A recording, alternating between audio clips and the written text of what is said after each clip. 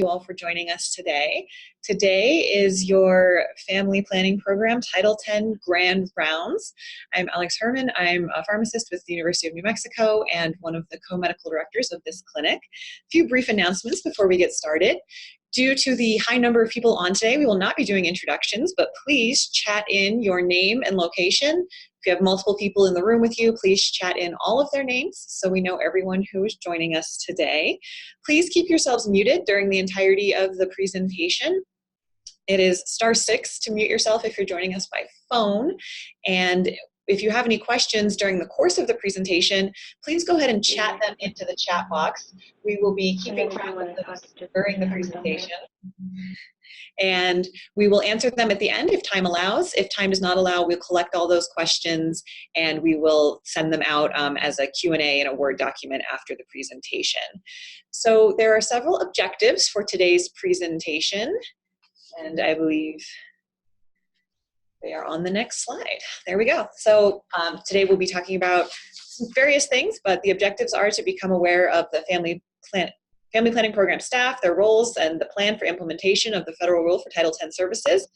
Talk about the protocol updates for HPV testing and lab services covered by the family planning program, and the standing order for PHO nurses to dispense Quick Start, and understand and be able to apply the protocol updates for contraceptive methods and consents, and identify the protocol revisions for fee collection, core services, immunizations, formulary list, referral list, and staff orientation and training.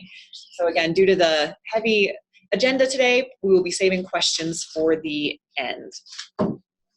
And if any phone participants cannot chat in, you can email reproductivehealth@salud.unm.edu to let us know where you're joining from. And now I'll be passing it over to Susan Lovett, who is your Title 10 Director.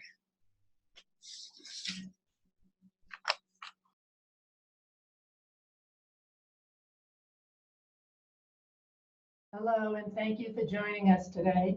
I wanted to talk a little bit about the staff here at the state office and let you know their roles and how they can assist you out in the regions and at the contract sites. We have on the administrative team, Genevieve Lujan as the fiscal manager. She monitors our family planning program budget. She oversees the time tracking, which many of you in the regional offices do, and she works with grants management. And then we have Cindy. She's a contract specialist. She works with the sterilization agreements and other contracts, and she also helps us all with processing of travel documents. And Joseph is responsible for the other contracts, including all of the provider agreements we have for clinical services. And then Margie is our purchasing agent who processes vouchers for payments and also will be overseeing the fee collection from the public health offices. On the clinical side, we have Chris Novak, who in addition to public health division medical director and many other roles, is also our family planning program medical director. And we have Georgina, the nurse practitioner consultant. She oversees revision and review of the protocol, monitors the pharmacy orders, and helps with oversees also the 340B compliance and laboratory services contracts. And Veronica is the nurse consultant who oversees site visits and works with the region site visit staff, and also oversees the sterilization program. And Tina, the nurse consultant, oversees quality assurance and training. She develops and sends out most of our training material, and is the program contact for Reproductive Health ECHO. And on the education team, we have Julie and Mercy. They both manage our contracts for prevention of unintended teen pregnancy. And Julie oversees community education and outreach, and Mercy oversees the information and education committee that approves the educational materials. And then we have Kate Daniel, the epidemiologist, who works on our family planning annual report, and also the client survey and data on birth control use and teen birth rates. And at the end of the presentation, you'll see there's a list of everyone's name and contact information. And Wanted to let you all know that the protocol update is now posted on the website. So I hope you all get a chance to look at that. And I wanted to talk a little bit about the 2019 Title X final rule to give you a short update on how the changes in the regulations will be introduced here in New Mexico. The Office of Population Affairs, which administers our Title X grant, gave us some guidance for the rule in August. And we submitted an action plan and will submit steps for compliance in September. The changes to clinical practice that will most affect services are guidelines for counseling and referrals for pregnant clients. And we're working with DOH leadership to operationalize these changes, and we will provide training and updates for all Title X clinics. We'll work with the DNS to get information to the public health office staff, and we'll work with each contract site individually. And we won't be talking about details on the rule during this webinar, so if you have any questions, please feel free to email me. And DOH will comply with this rule and also continue to provide the high quality confidential family planning care we've been providing here in New Mexico. And wanted to thank you all who work in the regions and the contract sites. We appreciate the work you do, and will work with you to make this transition as straightforward as possible. And I wanted to introduce Mercy and Cindy, who will be talking about fee collection. Good morning, everybody.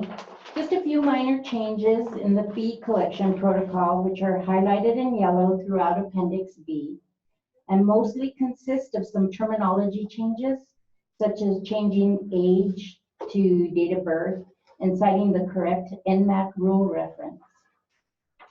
Some of the items we wanted to clarify and go over in more detail are the updated sliding fee scale.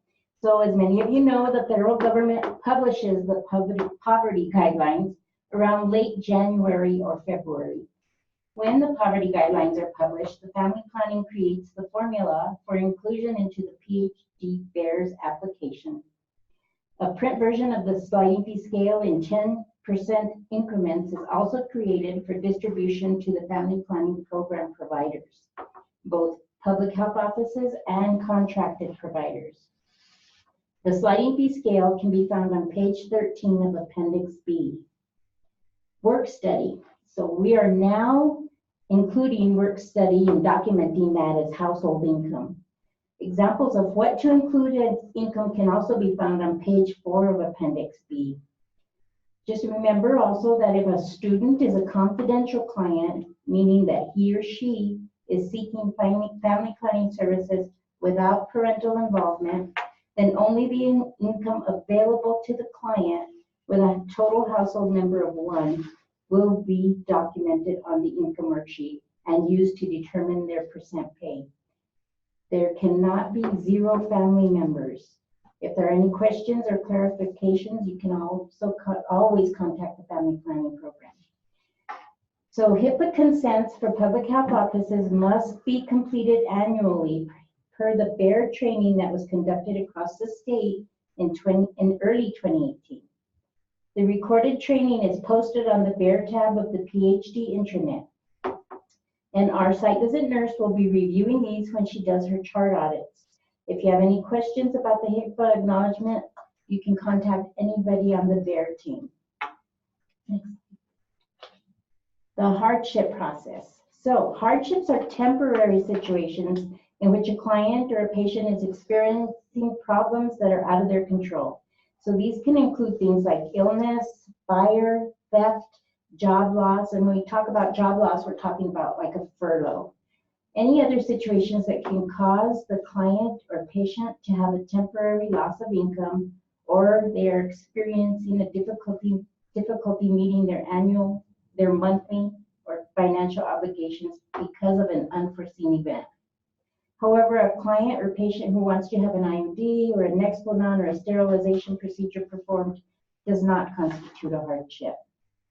So in these instances, the client or the patient may declare a hardship After determination of financial need by both the clerk or the receptionist and the nurse or clinic manager, a hardship declaration form is completed by the client and the clinic representative where the client's reason for hardship is documented.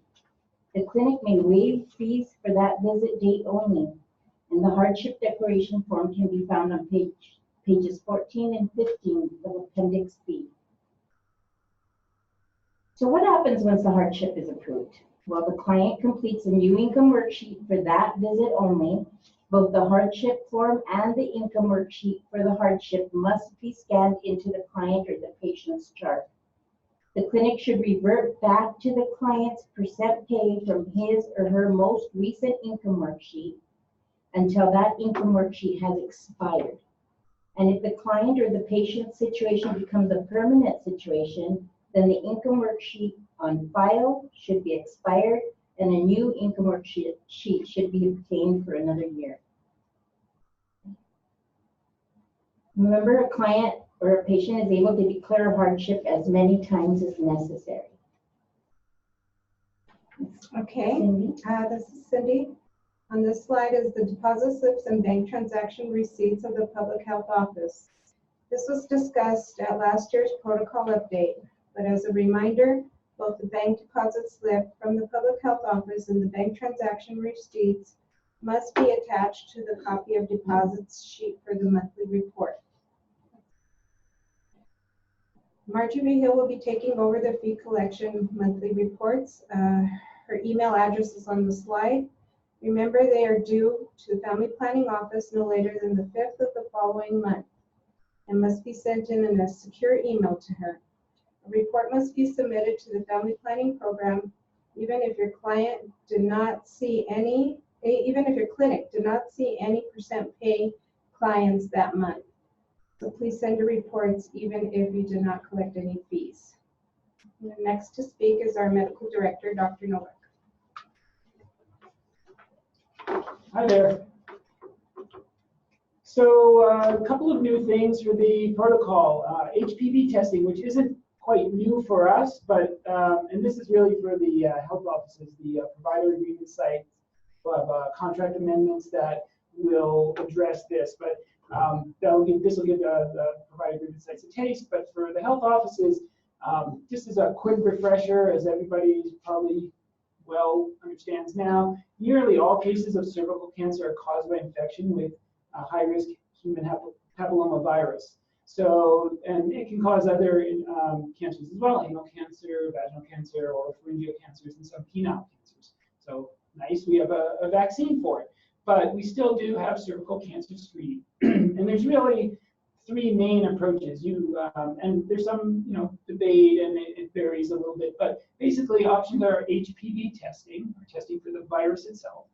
The old PAP testing, papillomavirus testing, which is testing the cytology, the cells, to see if there's pre-cancer or cancer cells.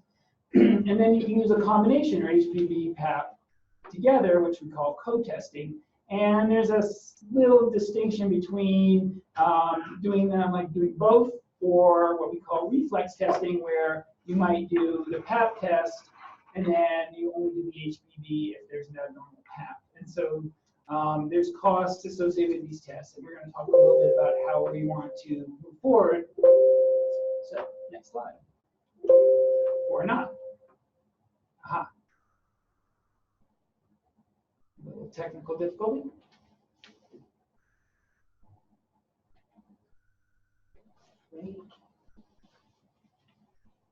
Okay, it's catching up here. So next slide. Okay, so we have had limited HPV testing already in our health offices. It's already in the CDD. You can order it, but it's been for breast and cervical cancer planning program clients. We have not had it for the family planning clients, and so there's some problems with this. It works a little bit, but not all regions or offices have breast and cervical cancer program services. Not all clients who could benefit from HPV testing qualify for breast and cervical cancer program. So this results in us referring people out for testing, and then they can fall through the cracks due to inconvenience or the cost if they go somewhere and they're being charged, for the cost of the testing. So family planning program and breast and cervical cancer program have worked together to evaluate adding the high-risk HPV testing to the family planning services without disrupting both programs or causing us to go bankrupt. So next slide. Not going to read all of this. This is just a really quick summary. If you feel like you've got a microscope and you want to look at it, it's Preventive Services Task Force 2018. And just want to point out that women 21 to 29 should be screened with a Pap test every 3 years, which is what we do. The women 30 to 65 can be screened with any of the 3 tests. So every 5 years using high-risk HPV testing, every 5 years with Pap, every 5 years with just HPV testing alone, every 5 years with Pap and high-risk HPV co-testing, or every 3 years with a Pap test alone, which is what we've been doing in family planning. So that's a completely adequate approach. That may change with new recommendations coming out. We'll get to that, but just want to point out we're not doing anything wrong by not having HPV testing. It's just it limits some of our choices. So next slide. Put this slide in here, some debate as to anybody who cares, but if you want to try to figure out why is this an issue, the costs of the tests add up. When you do thousands of tests a year, $10 extra per test affects what we can provide. So if we're providing, Pap testing, and that's adequate, that's great. Adding in HPV testing, we need to be careful because these tests can add up pretty quickly. The benefits of why we're going in this direction of starting to offer or wanting to offer HPV as an option for certain situations is co-testing is preferred for some results. It's not just an option, but it's actually the preferred option. And then this will hopefully reduce referrals and colposcopies for patients. So next slide. So we reviewed the various options and developed a strategy based on the screening and testing recommendations like U.S. Preventive Services Task Force and the ASCCP, the cost, which we just showed you, reimbursement. We don't get reimbursed, for commercial pay, clients. There's not that many, but that's one cost for us. And then also the sliding fee scale. While that's great, it means that money has to come from somewhere. It may not be the patient that's coming out of the program. And then we do get reimbursed from Medicaid, so that can balance things out. Also, our resource availability and other resources like the breast and cervical cancer program is an option for some of our clients. So next slide. So we put this new table in there, and the green is really to indicate when HPV testing can or should be provided. I want to point out that this is a combination. It's not an algorithm that says, when HPV testing can be done. It's a combination of when it's clinically indicated and when it is a program. The program will pay for it. So there could be situations where, and I'll get to that down at the bottom in the red section, where it's not recommended. It's an option for testing, but we are not going to cover it through family planning. So at the top here, and I put red arrows next to the more common situations. Some of these are very, very rare. We rarely see these. But for ascus in a woman, in a patient who's more than 24 years of age, that's indicated that you can do HPV testing, and the program will cover that. Similarly, down below, when they come back for retesting, then ascus and HPV negative in women aged 24, then you can do co-testing at 3 years. So those are good examples of when it's indicated and the program will cover it. And then there's some other very rare situations. But down at the bottom, as you'll see in the red section, even though one option is to do routine co-testing as a screening tool for all women, or all women more than 24 years of age, the program's uncovered. And the reason why is we get a lot of negative HPV tests, and it's just going to run up the bill without providing a lot of benefit from just doing the Pap testing alone. So, and then another example though is ascus or LSIL in women aged 21 to 24 years of age. It's not a recommend. You don't do HPV testing at all. So in that case, it's not the program will pay for it. It's not clinically indicated. So this is kind of a balance of a couple of things to help guide you. Now, if you have any questions, you're not sure, should I do HPV testing, call the program, call the RHO. We'll help you out there. But this should cover most of those situations to help you figure that out. How am I doing? Oh, not too bad. Okay, so now how to order PAPs in Bayer. So if you're just doing a usual PAP, Bayers are electronic health record. If anybody else is not in DOH here.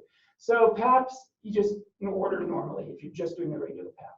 Then if it comes back, we're mostly going to be doing reflex, where if it comes back as abnormal and it's indicated and the program will pay for it, then you want to test that specimen. You don't want, you can, but you don't really ideally want to bring the patient back for another specimen collection. So you can actually test the original specimen. You go into Bayer chart for the original visit and you add the test, the HPV test. So then you save it, sign it. The charges go across, and then you have to go over to that original encounter form and submit it. And the Bayer team will see that the late charge has been added, and we'll be able to charge for that. So if Medicaid will reimburse, we'll get some money back from that. But you're not done yet, because you got to go into AFDIS, go to the order, enter the accession number for the original liquid-based PAP you did, and put that into the HPV order. Or I don't know how to do that. I don't think I have access to it. Nurses are busy or something. Then you could call CDD at this number, go to extension 1, their client care, and they can add the HPV testing for you. If you're going to just do co-testing, they come back, they've had a previous abnormal with a high-risk HPV, and you're just going to do co-testing. You're doing both PAP and HPV. You don't have to go through that step. There is an option to order a co-test, and then both tests will be done. That forces it, so you'll get both the HPV and the PAP result back. You can actually also order HPV by itself if there was some reason, like if the patient didn't come back in time, you didn't get the results back in time, the specimen was lost, you might have to redo the test and just order HPV. So thank you to Rhonda. She's done this a few times and has found a few little glitches in the system. We'll just go over a couple of these. We may find more. This is kind of a new thing. But if the clinician orders the HPV test, make sure the nurse knows, because otherwise it's going to be like, what's this test that's floating out there? The lab, CDD, will already have the specimen, so there's some confusion because you don't have a specimen to put the label on. So you put the label in the CLIA log, and the barcode label that goes with it can just be securely discarded or shredded if the liquid is already at the lab. So every once in a while, apparently, the accession number may not be recognized by AFDIS. According to Rhonda, this occasionally happens. It always happens when the clinician orders HPV before the PAP results are received back into there. I haven't quite figured out when that can happen. I'm sure it will happen. Possibly if you realize you wanted to order it, you forgot, and the results came back, or the results hadn't come back yet. So in that case, the nurse or the clinician needs to complete an amendment form, which we have in the protocol number. Yeah, we put a copy. Oh, page 9. Very nice. Okay, so we have a page number. And you fill it out, put the barcode label and the accession number on the form. There's a little example of what an accession number looks like, and you fax it to the number at the bottom. It's also in the protocol. So this will help you get through adding HPV testing to a specimen. So some of the issues, we don't rely on like a reflex testing that's programmed into the electronic health record. There's a couple of reasons for that. There is the ability to set it up so that way if it comes back, the lab sees it's abnormal, they can automatically run the HPV test. And the reason we don't have that, the reason you have to manually order the HPV test after the abnormal PAP are a couple. One is some specimens are not suitable for co-testing. Apparently, if there's something wrong with the specimen, they can do some additional processing. Like, I think it's an acid wash. It improves their ability to read the results for the pap smear, but it destroys the specimen for HPV. So if you're counting for the HPV to come back, then that won't work. You're going to wonder what happened, and it won't have been done. So the other thing is CDD contract was only set up to reflex for ASCUS, not for LSIL. I don't know why we did it that way. It's set up that way. And so you wouldn't get your results back for LSIL the way you expect for ASCUS. So just don't rely on the reflex. And we've removed that ability to order reflex testing in Bayer. Some specimens also should not have HPV testing, and CDD can't stop that. So they can't subdivide it. So if you got an ASCUS back in a 21 to a 24-year-old, don't do an HPV test. It's not clinically indicated currently, so don't do it. But the lab would run it because if it was was automatically set up as a reflex, they wouldn't be able to distinguish. They would just do it, and we'd have to pay for that test. So we don't have automatic reflex testing. You have to manually do it. Keep in mind, CDD will keep the specimen for 21 days. That should be enough time, a few days to get your PAP result, and now you just add the order for the HPV, but 21 days is your limit, so you have to move quickly sometimes. And like I said, if it's acid wash, you need a new specimen. So you bring the patient back in, and you collect the same specimen, liquid-based PAP, you send it off, but you would only order HPV, you wouldn't order PAP, because that's what you've done.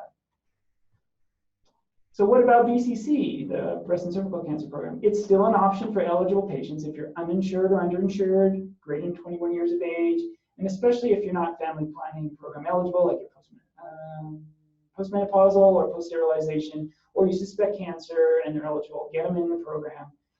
And maybe if they can't afford a sliding scale, that's, we really need as much revenue as we can generate, but if that's a barrier, then we want them to get services. Offering HPV testing with family planning and breast and cervical program patients maximizes our resources for client services. So breast and cervical cancer program gives us some choice on how we want to spend the resources that they have, but they're limited. We run out every year, and if you use it all up on HPV testing, we'll have less resources for mammograms. So in this case, this lets us do more testing through family planning and save some resources for breast and cervical cancer that family planning wouldn't otherwise be able to cover. And just keep in mind, oh, you don't have to keep in mind, but we do breast and cervical cancer programs, less concerned with visit counts, but family planning program counts visits for federal reporting. So that's kind of important for the reporting, the program operations. So keeping people in family planning helps preserve the program. So next. And I think this is my last slide. I have 6 minutes. I could just come sit here and stare at torture you all, but I won't. I will go to my last slide. Quick start update. It's real simple.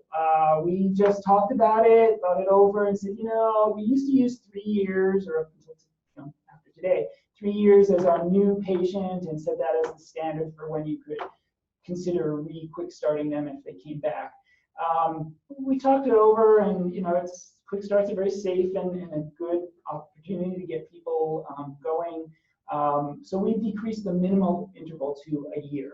So as long as it's been a year since their last visit or last quick start, then you can quick start them again. They still, you can always, if you're not sure, if it's 364 days, you can always get a verbal order. Any clinician will be happy to give you a verbal order, so you're covered or the program's covered.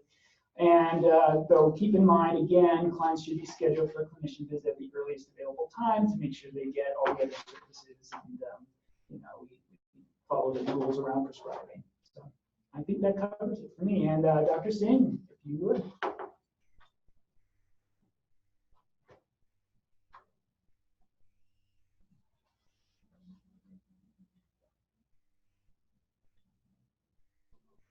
The protocol. One is the implant insertion site. So the manufacturers are going to want anybody who is placing the implant to actually go through this small training, which we're going to mention later in the presentation. And they want to make sure that everybody knows that they've updated the insertion site. Typically, it's placed in the non-dominant arm, so you would place your patient in this position, as is shown in the picture here. Externally rotated the hand, and the hand is up either underneath the head or by the head. And the insertion site is overlying the triceps muscle. So you locate it 8 to 10 centimeters from the medial epicondyle, as you can see right here. You're aiming to be over the triceps, which is going to be 3 to 5 centimeters below the sulcus that has the nerves and the blood vessels, which we want to avoid. If for some reason you can't place it over here, they want you to place it as far posterior as possible from the sulcus. So 8 to 10 centimeters from the medial epicondyle and 3 to 5 centimeters below the sulcus. Another update that we did put in the protocol, the product labeling or the FDA approval is for 3 years. We have reasonable evidence that the implant is effective for longer. We had a recent presentation by one of the CDC faculty who also showed us the pharmacokinetics and how the pharmacokinetics of implant actually lasts much longer than 3 years. And so that's another source of evidence that it lasts for longer than that 3-year period. We have referenced those the sources in the protocol, and with appropriate counseling, you could counsel your patient and she may choose to keep her implant in for 4 years. We've updated the implant and the IUD consent form as well. We have narrowed it down to category 4 risks. And those are the only ones that we've included in the consent form. Previously, they actually included more than the category 4. There were some category 3. And so the consent form now for the implant reads, I understand that I should not use the contraceptive implant if I have any of the following conditions, which I do not have, pregnancy or active breast cancer. And I've referenced what section and what page number that is located on. With respect to the IUD health screening and exam, we wanted to emphasize some changes. Previously, I think we had said we wanted the GCCT testing within 3 months. Now we want to have a documented GCCT screening within 1 year. This doesn't mean that you need to have a documented negative test before you insert the IUD. At the clinician who is inserting the IUD, at their discretion, they can choose to do same-day screening, which is consistent with the United States medical eligibility criteria guidelines. As long as she doesn't have an active gonorrhea or chlamydia infection or active cervicitis, you can place your IUD and do the testing the same day. And if she has had a positive chlamydia within the last 12 months, it does not preclude her from getting an IUD placed if she has been appropriately tested. Now, we don't have to do a test of cure, but if she meets criteria, she may need another test or retesting, and you could do that the same day when you place your IUD. We made some changes with respect to how patients can be consented for their IUD and implant, and this verbiage has been updated in the protocol. Before insertion or removal, the consent form will be reviewed with the patient by the nurses, or where applicable by the medical assistants. And then when the clinician comes in, he or she will clarify the consent form with the client, and it will be signed and dated.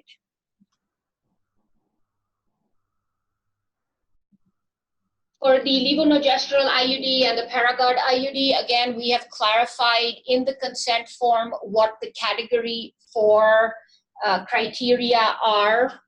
And these are the only ones that are included in the consent form, which would be absolute contraindications, a distorted uterine cavity if she has current breast cancer or cervical cancer or endometrial cancer, pregnancy, current purulent cervicitis or chlamydia or gonococcal infection, pelvic tuberculosis, and unexplained vaginal bleeding. And these are described in the IUD consent form, and this is the verbiage that has been updated to reflect that. I can read it out, but I'm going to skip that part right now. We all know that Liletta has been updated to 5 years, and we have changed this throughout the protocol to reflect that it is now approved for 5 years. And so this should make your counseling a little bit easier when you're counseling about Liletta versus if they ask questions about Mirena. And then as a reminder, we want to remind everybody about the Reproductive Health Echo, which is on the 2nd and 4th Monday And more than anything, we do need case submissions. So please, no matter how straightforward or simple it may seem, please submit cases so that we can continue to have a robust discussion during our echo clinics. And thank you all so much for calling in and participating in those.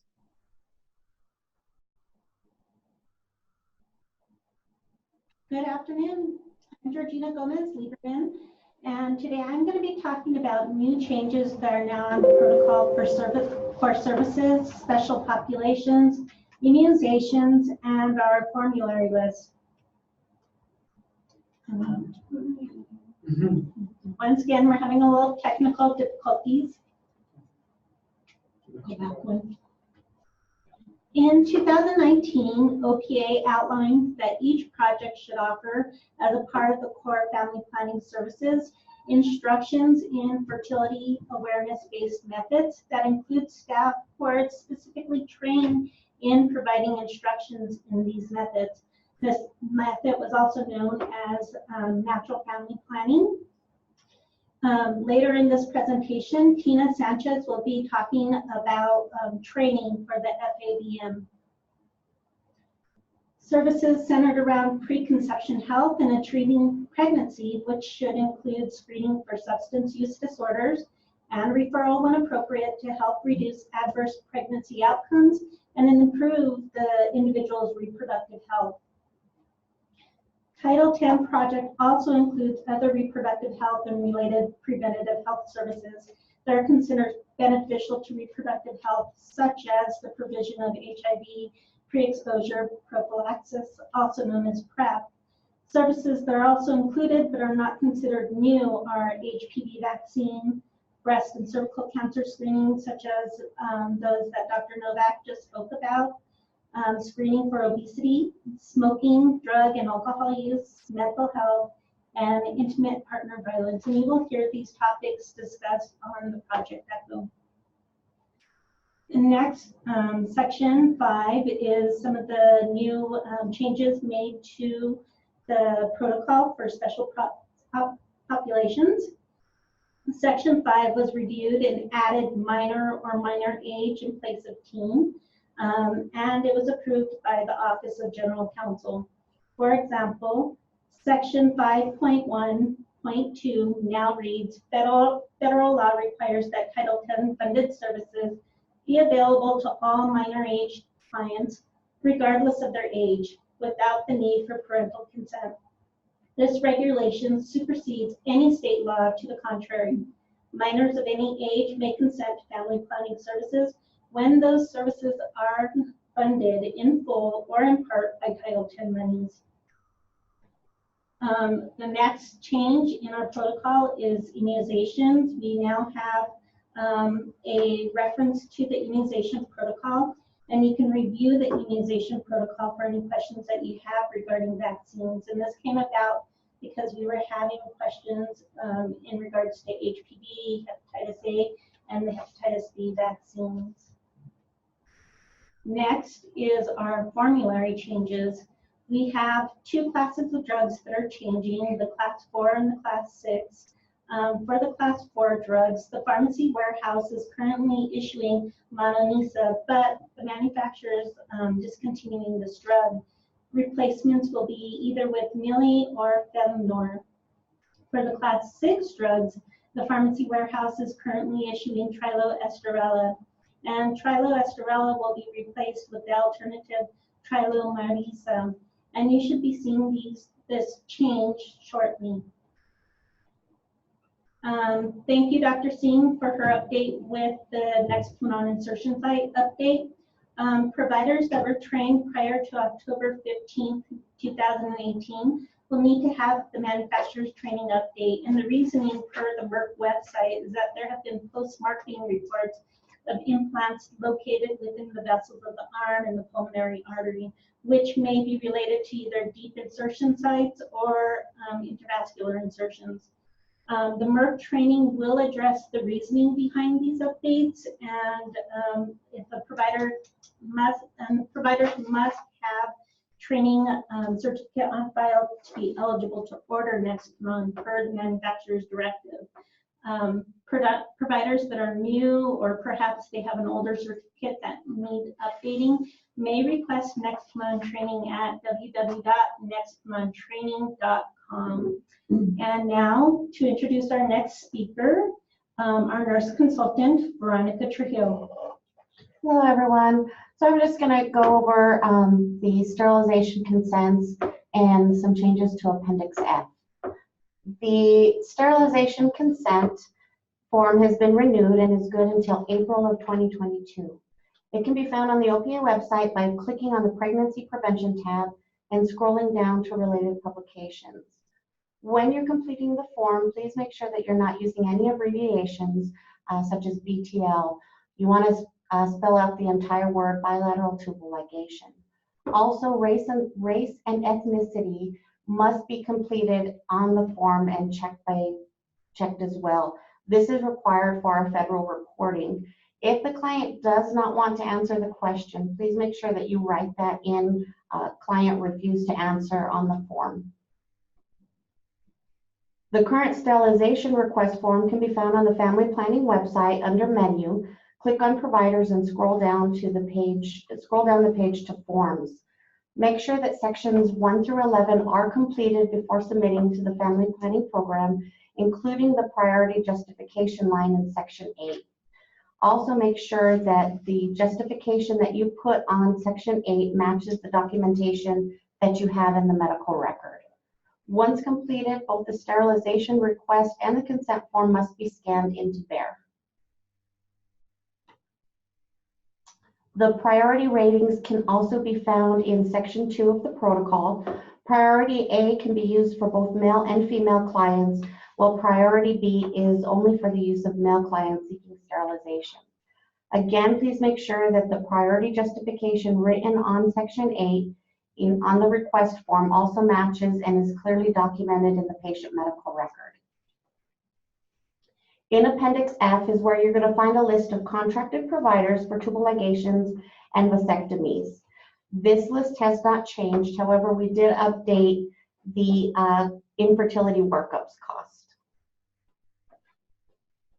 We have 2 regional nurses that will now be assisting with site visits in the South.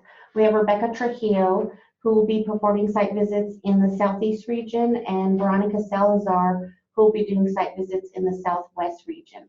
I've put their contact information on this slide, so welcome Becky and Veronica.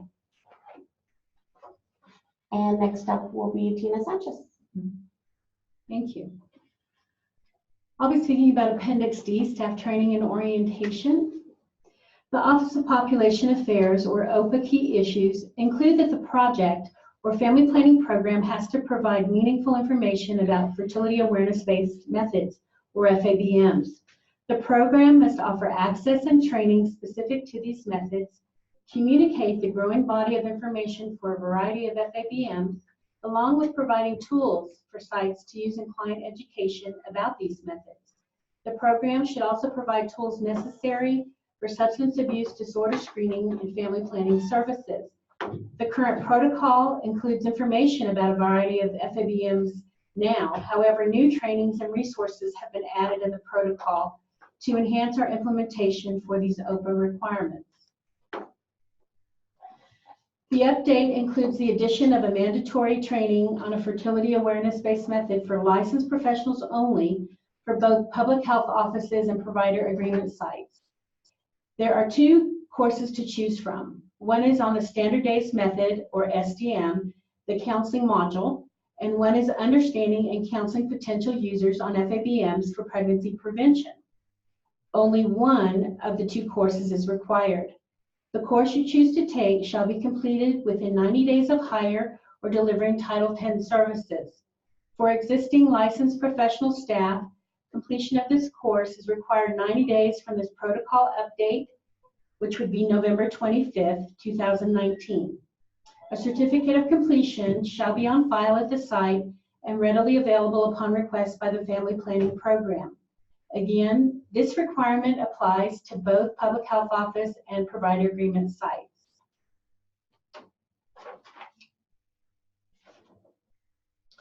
The standardized method course information and link are included here and protocol appendix D. This link has been uploaded to the Family Planning Program protocol website also. Proceed with instructions to register as a user and complete the counseling module at a minimum. Complete the quiz, evaluation, and printer certificate of completion. Retain a copy of the certificate on site. Currently, CEUs are available when you take this course. And as a reminder, cycle beads are included in both the public health and provider agreement formularies. This course, Understanding and Counseling Potential Users on FABMs for Pregnancy Prevention, is an overview of methods. The link for this training is located in the Protocol Appendix D and has also been uploaded to the protocol website. Proceed with site instructions to register as a user and complete the course, quiz, evaluation, and print a certificate of completion. Retain a copy of this certificate on site, and also for this course, CEUs are still available. Also, as an FYI, we just recently learned this. Those of you that attended the FABM breakout session in its entirety by Dr. Rachel Uredia during the virtual Reproductive Health Conference on the 14th will be given credit once the Family Planning Program can verify your attendance with the National Training Center. An email was sent out to public health offices on Friday, 8/23, to that effect.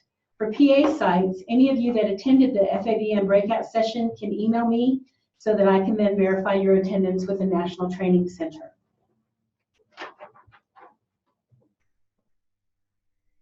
Moving along to cultural competency courses. In order to facilitate access and create options for cultural competency courses that meet the family planning requirements, the program will now accept equivalent training shown here for public health offices only. If the course, Working Effectively with Tribes, has not already been completed, the course combinations here will meet the family planning program's requirement moving forward. There are course combinations either through DOH's Learning Center, accessible through ChiliNet, or the Family Planning National Training Center, FPNTC.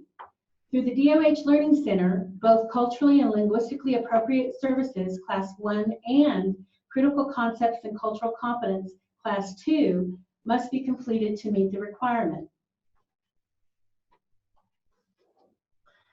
The FPNTC has cultural competency courses that can also be taken in combination. Both Language Access 101, which is Creative Inclusive Clinics, and Language Access 201, Enhancing Your Clinical Encounters, or Gender Appropriate Language Practical Skills Development Webinar and Language Access 201, Enhancing Your Clinical Encounters, must be completed to meet the requirement.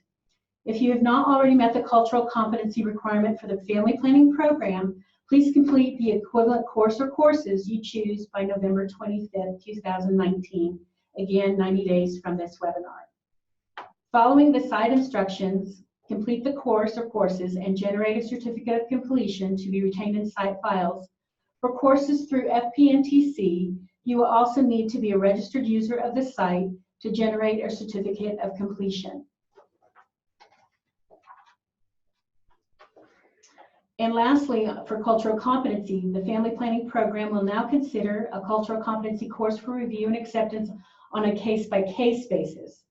A course description and the availability of a certificate of completion is required to meet federal program requirements.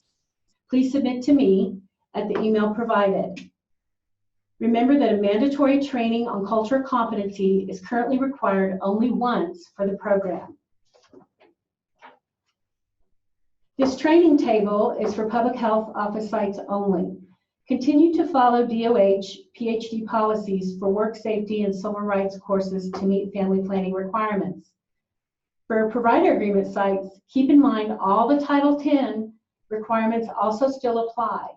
Provider agreement sites should refer to your agency's written policies and procedures for trainings that address HIPAA, civil rights, cultural competency, and work safety. In summary, the protocol Appendix D changes are listed here. Additional links for recommended or optional courses and topics such as cultural competency, FABMs, SUDs, substance use disorders, depression, tobacco, and opioids are now listed in the updated Appendix D. As an FYI, VASD will be updated in 2020. This is the slide that Susan referred to previously that gives you the program staff contact info for your reference following the webinar or any time. Back to you, Alex.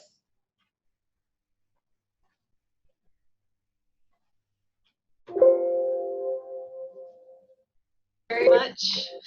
Thank you all. I'm gonna close this here in just a second, and it looks like we actually have a lot of time for some questions. So I'm just gonna scroll through the chat here and see what we can find.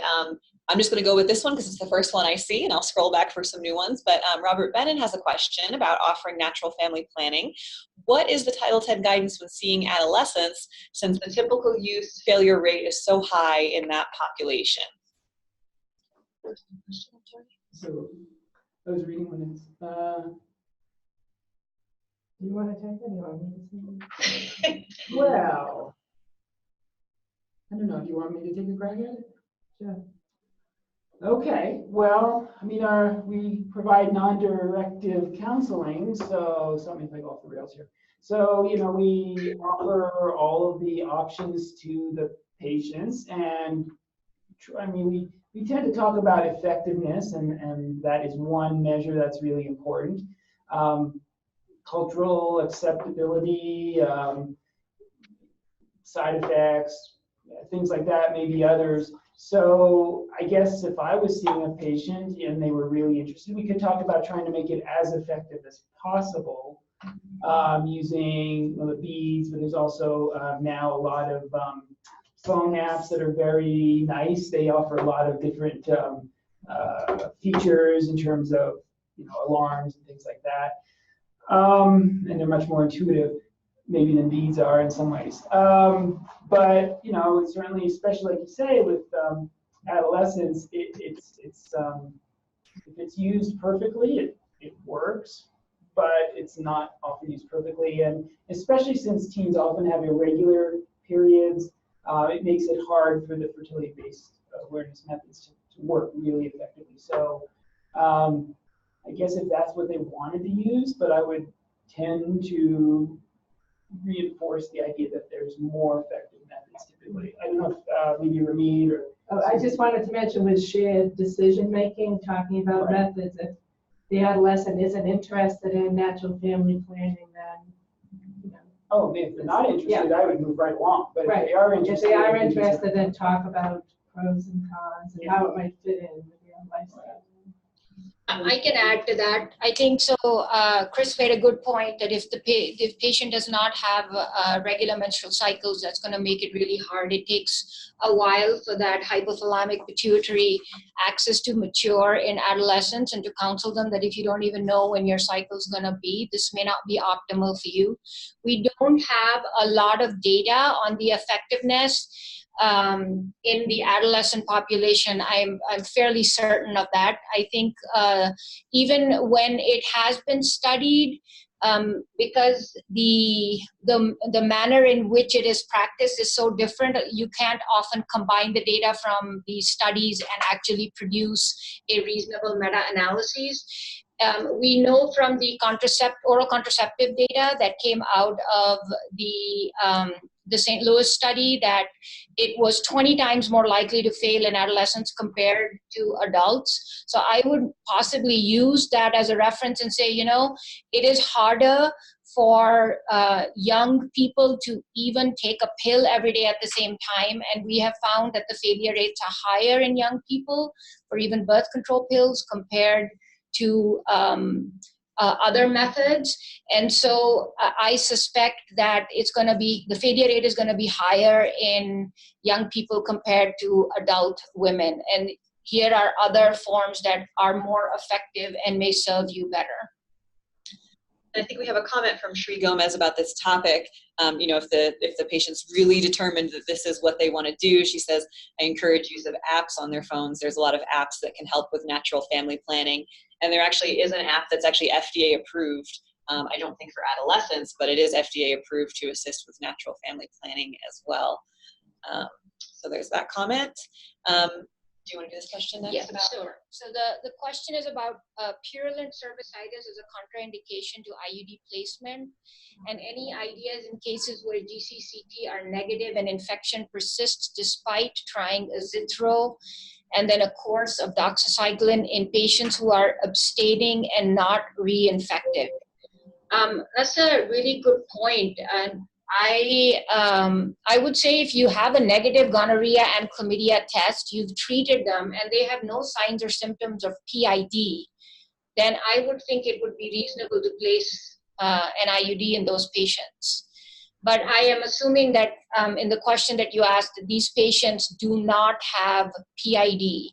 And if they have symptoms, signs and symptoms of PID, that they have been treated appropriately for PID. And in cases where patients have an active PID, then we usually say that we're waiting 2 to 3 months. 3 months is what I think the US MEC says, to make sure that they have cleared an upper genital tract infection. I hope that answered the question. If it didn't, Robert, please type in a follow-up question and we'll go to Chris so he can add to this. I'm just wondering about, checking, I'm not sure those antibiotics can cover bacterial vaginitis. If you had a bad enough BV, could that look like purulent cervicitis? Or also trichomonas, would that be? Absolutely. Typically, we describe those as being more vaginitis rather than a cervicitis. Cervicitis typically is gonorrhea and chlamydia. So it's not, essentially what purulent cervicitis means is you see pus dripping out of the cervix. But if they have a vaginal infection, having bacterial vaginitis is not a contraindication to placing an IUD. Oh yeah, Robert, let us know if that answers your question or if you have more follow-up on that. Currently, we actually only have one more question. So if you guys have questions on your minds, please feel free to go ahead and chat them in. We do still have half an hour allotted to any questions you guys have. But as of now, the next question we have is from Daniel Stolberg. And the question is, any updates on the gag order prohibiting Title X providers from discussing termination? Okay, this is Susan. I can give some information on that. With the Title X rule, non-directive counseling, including adoption, abortion, prenatal counseling, that can still be discussed with clients. What the rule says is that the discussion, like a positive pregnancy test and discussion of basic factual information, can be done by an RN or whoever would normally do that. But if there's any information of a clinical nature, that would need to be done by a physician or an advanced practice provider. So the only limitation on discussing it is that who would discuss it if it's more of a clinical nature. Okay. I don't see any other questions. I'll give you guys just a couple minutes if you have anything you'd like to chat in. Just as a reminder, there is a link in the chat. If you would like to download a copy of today's slides, you can download it from that link or from the link in the email announcement, so you guys will have a copy of the slides. And we do have some follow-up about the previous question on cervicitis. Just thinking of cervicitis, not trichomonas or BV. Even if an IUD is not desired, I'm wondering about other ideas for clearing up infection with cervical inflammation and pus and lots of white blood cells on wet prep. In terms of other antibiotics, I think you already mentioned the doxy and azithro. I think they've come out with a new test for Mycoplasma genitalium. That's the only one I can think of. I don't know if that is covered under, if we can order it through Title X clinics. Chris, do you know? We're looking at adding it to our STD program. We have to add it to the contract with CDD. We probably would only use it in rare situations. And we were mostly interested in recurrent urethritis in males where they failed treatment. I'm not really sure. We've talked about it using it in females. I'm not sure how much mycoplasma or ureaplasma play a role. That would be a bounce back to you. about whether or not that's a useful test that we could consider. I think we're mostly, like I say, thinking about males who have recurrent urethritis. Yeah, so I actually haven't treated anybody for it yet, but I think azithromycin is the treatment for it and should cover that. But other than doxy and azithromycin, I'm not sure what else, unless I saw the patient, and sometimes there's something called desquamative inflammatory vaginitis, and that is diagnosed with the presence of basal cells on the wet prep. And the basal cells are where the nucleus to cytoplasm ratio is altered, so they have very large nucleuses and much less cytoplasm. Those women can be treated with intravaginal clindamycin on an extended basis, or the other thing that has worked for them is intravaginal hydrocortisone suppositories. Other than that, I can't think of what else would be causing cervical inflammation. I think Sharon's on. You guys do this more in Midtown. You see it. I thought one option for if you think it's like mycoplasma is a fluoroquinolone, like levoquin. Yeah, are you muted, or Sharon, or Are they on? I saw your name So earlier. many people, it's hard to see. We can look into that. Also follow up, if we want to, we can send out an send- answer afterwards if we can find some more information about that as well. Thank you for those questions, and maybe that's an idea for us to spend a little more time. Maybe we do an echo on this, on we could do that. vaginitis, cervicitis, and thank you for those questions, Robert. Those were really great. So I'm currently not seeing any other questions. Just as a reminder, the link for your CME is in the chat. So make sure that you